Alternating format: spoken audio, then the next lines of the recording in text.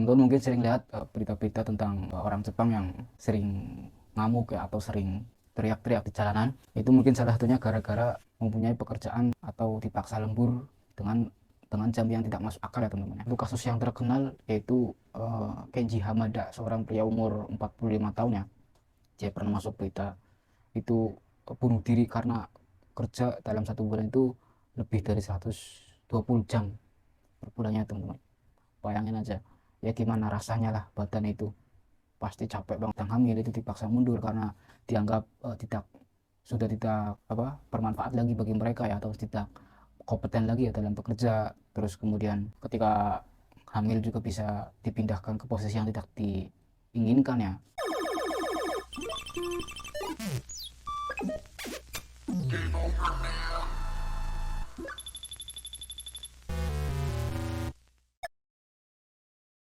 Assalamualaikum warahmatullahi wabarakatuh. Minasan konnichiwa. Maulana des. Oke, baik teman-teman semuanya, berjumpa lagi dengan saya Maulana. Oke, di video ini saya akan membahas fakta menarik ya tentang dunia perjepangan teman-teman ya. Yaitu sisi gelap ya kehidupan di Jepang itu seperti apa ya, baik dalam dunia kerja maupun kehidupan sehari-hari ya teman-teman ya. Mungkin bisa menjadi wawasan juga untuk teman-teman semuanya, bagi yang sedang proses ke Jepang atau yang ingin bekerja di Jepang. Dan mungkin banyak orang yang belum tahu tentang informasi ini ya, karena banyak dari kita sering melihat bahwa Jepang itu banyak kelebihan, banyak benefit yang didapat, seperti terutama untuk kerja ya, seperti gaji yang tinggi, kehidupan yang sejahtera ya teman-teman ya. Tapi di balik itu semua banyak sisi gelap yang kita belum tahu ya mungkin ya. Oleh karena itu saya akan memberikan informasi tersebut, memberikan fakta yang terjadi di lapangan ya teman-teman ya, sesuai dengan riset dan pengalaman, baik baik dari diri saya sendiri ataupun dari pengalaman teman-teman saya yang lainnya. Oke, kali ini saya akan memberikan 7 poin ya teman-teman ya, sisi gelap yang terjadi di lapangan ya, yang terjadi saat ini, yang mungkin bisa menjadi pertimbangan teman-teman ya, bagi yang ingin bekerja di Jepang atau yang ingin hidup di Jepang ya, baik untuk jangka pendek ataupun jangka panjang. Oke, langsung saja ya. Untuk yang pertama ya teman-teman ya, yaitu ada budaya lembur yang sangat ekstrim teman-teman ya. Nah, kenapa ini budaya lembur yang sangat ekstrim ini merupakan sisi buruk ya? Karena dampaknya memang sangat besar ya teman-teman ya. Seperti karyawan di sebuah perusahaan itu dipaksa lembur, dipaksa overtime ya, bekerja secara berlebihan, bisa menjadikan karyawan tersebut itu menjadi depresi ya teman-teman, atau kehilangan balance dalam kehidupan pribadinya ya teman-teman ya. Tidak bisa menyeimbangkan antara kehidupan kerja dan kehidupan sehari-hari teman. Jadi akan menjadi depresi atau stres ya teman-teman. Teman-teman mungkin sering lihat berita-berita tentang orang Jepang yang sering ngamuk ya atau sering teriak-teriak di jalanan. Itu mungkin salah satunya gara-gara mempunyai pekerjaan atau dipaksa lembur dengan jam yang tidak masuk akal ya teman-teman ya. Eh, Sebelumnya teman-teman bisa diketahui ya bahwa jam lembur di Jepang itu sebenarnya ada batasannya menurut undang-undang pemerintahan atau bekerja undang-undang kerja di Jepang ya teman-teman, yaitu sekitar 45 jam teman-teman. Akan tapi ada perusahaan juga yang mengabaikan peraturan itu teman-teman, atau melanggar peraturan itu, seperti lebih dari 45 jam ya teman-teman. Karyawan itu bekerja itu ada yang dituntut untuk kerja atau lembur sampai lebih dari 45 jam teman dalam satu bulan. Oleh karena itu menjadi suatu hal yang tidak enak ya teman-teman ya. Walaupun kita mendapatkan gaji yang sangat tinggi ya kan, tapi ada sisi lain yang kita tidak bisa menerimanya dengan baik ya teman-teman ya. Karena kita tidak bisa beristirahat dengan cukup ya. Tidak bisa my time dengan diri sendiri ataupun dengan pasangan kita ataupun dengan teman-teman yang lain ya. Oleh karena itu kerja lembur dengan yang sangat ekstrim ini menjadi sisi gelap ya, atau hal yang buruk untuk teman-teman lakukan ya. Dan ini dampaknya sangat besar teman-teman. seperti yang saya katakan tadi, bisa menjadikan orang depresi atau bahkan sampai bunuh diri. Nah, kalau untuk kejadian bunuh diri ini biasanya dikatakan diistilahkan dengan karoshi ya, bahasa Jepangnya, yaitu kematian karena kerja berlebihan, teman-teman ya. Itu poin yang pertama, teman-teman ya. Kemudian untuk poin yang kedua terkait dengan yaitu kekerasan di tempat kerja. Mungkin dari teman-teman semuanya banyak yang belum tahu ya, belum sadar bahwasanya selain kelebihan kita kerja di Jepang itu ada yang tidak bisa kita pungkiri, yaitu kekerasan di tempat kerja, teman-teman. Bukan hanya untuk orang asing seperti kita ya yang bekerja di Jepang, melainkan untuk orang Jepangnya sendiri, teman-teman ya. Seperti seksual ya bagi perempuan ya, atau kekerasan fisik ya, atau penekanan emosional ya, menurunkan mental seseorang ya, itu salah satu kekerasan ya, teman-teman ya. Dan itu menjadikan kita sebagai pekerja itu merasa down ya, teman-teman ya. Nah, dampak dari kejadian ini sangat signifikan ya, teman-teman ya. Salah satunya yaitu kerja tidak betah atau mengakibatkan pengunduran diri ya, dan bahkan sampai yang stres sampai bunuh diri pun ada, teman-teman ya. Oleh karena itu perlu teman-teman waspada ya, bahwasanya tidak seenak itu ya yang teman-teman lihat mungkin di media sosial, seperti jalan-jalan ke tempat terkenal yang di Jepang ya, bisa makan enak, bisa bertemu cewek cantik, bisa melihat pemandangan yang indah di alam Jepang ini ya. Akan tapi itu semua mungkin hanya yang manisnya doang, teman-teman ya. Ada lagi juga seperti penghinaan, teman-teman ya. Penghinaan di tempat kerja juga nggak sedikit juga ya. Penghinaan apapun itu ya, baik secara fisik ya ataupun secara tingkah ya, kelakuan ya, teman-teman ya. Lalu untuk poin yang ketiga, nah itu diskriminasi terhadap pekerja asing, teman-teman ya. Istilah lainnya yaitu eksploitasi pekerja asing, teman-teman ya. Kenapa itu bisa dikatakan eksploitasi ya? Karena kita sebagai orang asing pasti tekanannya akan lebih besar ya, mungkin dari orang lokal. Apalagi ketika kita mendapatkan perusahaan yang killer ya, atau black perusahaan ya, perusahaan hitam ya, teman-teman ya. Itu akan kita didiskriminasi ya, bukan hanya soal fisik ya, akan tapi seperti gaji kita yang tidak sesuai perjanjian, atau ada pemotongan yang kita tidak tahu ya, dan seolah-olah semuanya baik-baik saja, padahal mereka semua yang mempermainkan kita ya, teman-teman ya. Sebelum bekerja di Jepang ya, mungkin teman-teman harus riset terlebih dahulu perusahaan apa yang teman-teman ingin masuk ya, teman-teman ingin lamar ya. Teman-teman harus tahu dulu bahwasanya perusahaan itu perusahaan yang baik ya, perusahaan yang benefit ya, atau perusahaan yang menjunjung tinggi hak-hak para pekerjanya ya, teman-teman ya, terutama untuk kita sebagai orang asing ya, perantau dari negeri Indonesia ya, teman-teman ya. Nah, contoh kasusnya itu banyak, teman-teman, seperti ada orang Vietnam yang sampai meninggal ya gara-gara disuruh kerja mati-matian ya, disuruh kerja sampai lelah, sampai lembur, overtime ekstrim ya, teman-teman ya. Dan menurut data yang saya lihat dari internet, lebih dari 7.000 pekerja asing itu melarikan diri, teman-teman ya, dari perusahaan tempat dia bekerja ya, teman-teman ya. Ya salah satunya itu ya, itu diskriminasi terhadap pekerja asing ya, teman-teman ya. Jadi pekerja asing ini di Jepang itu sangat banyak, teman-teman ya, bukan hanya dari Indonesia doang, banyak dari Vietnam ya, Filipina ya, dan berbagai negara berkembang lainnya seperti ya Sri Lanka, Bangladesh ya, India, Pakistan. Dan kejadian ini dampaknya itu sangat besar, teman-teman, seperti depresi ya, melakukan pelanggaran HAM terhadap para pekerjanya. Bisa dikatakan ini termasuk perbudakan ya, cuman perbudakan modern ya. Oleh karena itu teman-teman harus tetap waspada ya, teman-teman, sebelum memutuskan untuk bekerja di Jepang, memutuskan untuk berkarir di Jepang. Dan bagi yang tidak ingin bekerja di Jepang pun, hal seperti ini akan menjadi wawasannya, teman-teman ya, untuk teman-teman semuanya. Itu untuk poin yang ketiga. Kemudian untuk poin yang keempat, sistem Black Kingyo, yaitu perusahaan hitam ya, teman-teman ya. Kenapa bisa dikatakan perusahaan hitam? Nah, nggak sedikit juga perusahaan-perusahaan yang buruk ya, yang mempekerjakan pekerja asing dengan peraturan yang aneh, teman-teman ya, atau kontrak atau seperti kontrak kerja yang tidak jelas ya. Dan seperti contoh lainnya ya, seperti gaji ditahan, ada perjanjian yang rumit ya teman-teman ya. Dan yang keempat ini dampaknya juga sangat besar teman-teman ya. Karyawan itu menjadi terjebak dalam lingkaran eksploitasi ya, atau jadi serba salah gitu ya teman-teman ya.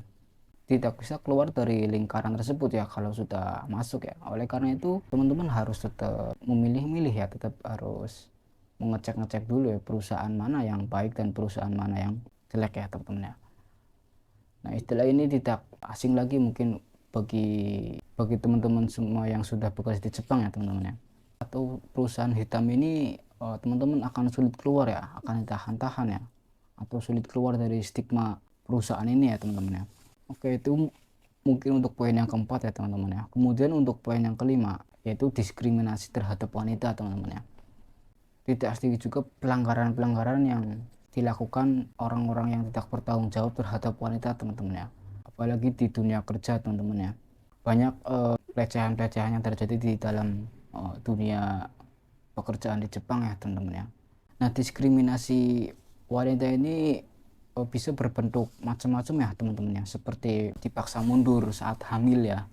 Ketika ada pekerja perempuan yang sedang hamil itu dipaksa mundur karena dianggap sudah tidak bermanfaat lagi bagi mereka ya, atau tidak kompeten lagi ya dalam bekerja. Terus kemudian ketika hamil juga bisa dipindahkan ke posisi yang tidak diinginkan ya, atau ke posisi yang tidak penting ya, atau bahkan upah wanita itu bisa jadi lebih rendah daripada pria padahal sama-sama bekerja ya teman-teman ya. Contoh-contoh seperti itu akan dianggap hal yang wajar bagi perusahaan-perusahaan yang nakal ya di Jepang ya teman-teman ya. Oleh karena itu teman-teman, bagi wanita terutama, tetap waspada ya, tetap cek-cek lagi, tetap kakoni lagi perusahaan-perusahaan yang akan teman-teman lamar ya ketika ingin bekerja di Jepang. Nah, fenomena seperti ini, diskriminasi seperti ini diistilahkan di Jepang itu sebagai, dengan bahasa Jepang, matahara ya teman-teman, atau pelecehan pada wanita ya teman-teman ya. Dan fenomena ini akan berdampak besar teman-teman beberapa tahun ke belakang ya. Itu akan menimbulkan dampak kelahiran akan menurun ya teman-teman ya, karena kekerasan seperti ini ya, diskriminasi terhadap wanita ini ya. Kemudian wanita akan takut kehilangan karir ya ketika hamil ya teman-teman ya, ketika akan mempunyai anak, karena dianggap tidak mempunyai keunggulan lagi ya, atau bahkan bisa dianggap merepotkan bagi pekerja yang lainnya teman-teman ya. Itu untuk poin yang kelima. Kemudian untuk poin yang keenam itu ada fenomena Zohatsu teman-teman ya, itu bahasa Jepang ya, yang artinya orang yang menghilang teman-teman ya.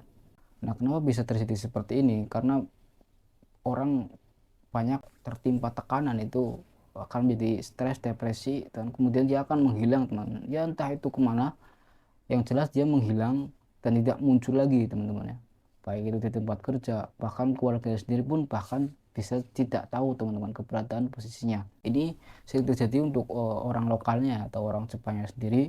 Ketika dia tertimpa masalah, dia itu lebih cenderung diam teman-teman, tidak menceritakan masalah-masalah tersebut ke teman-temannya atau ke keluarganya sendiri teman-teman ya. Dia bahkan diam aja gitu ya teman-teman ya, nggak menceritakan apapun ya. Kelihatannya ya seperti tidak ada masalah teman-teman, seperti baik-baik saja kondisinya. Akan tapi di belakangnya itu itu sangat-sangat stres teman-teman, sangat-sangat tertimpa masalah yang besar ya, apalagi sering dimarahin atasannya, sering ditekan-tekan tentang pekerjaan seperti inilah, harus sesuai target, harus susul lembur panjang teman-teman ya. Fenomena ini sudah tidak asing lagi teman-teman untuk di Jepang ini ya. Bahkan ada yang pindah dari kota teman-teman ya, dari kota asalnya dia pindah ke kota lain ya, pokoknya menghilang aja dari land ya, dari kehidupan ini ya teman-teman ya. Atau ke gunung tiba-tiba dia melakukan moksa ya, atau bunuh diri mungkin ya itu ya.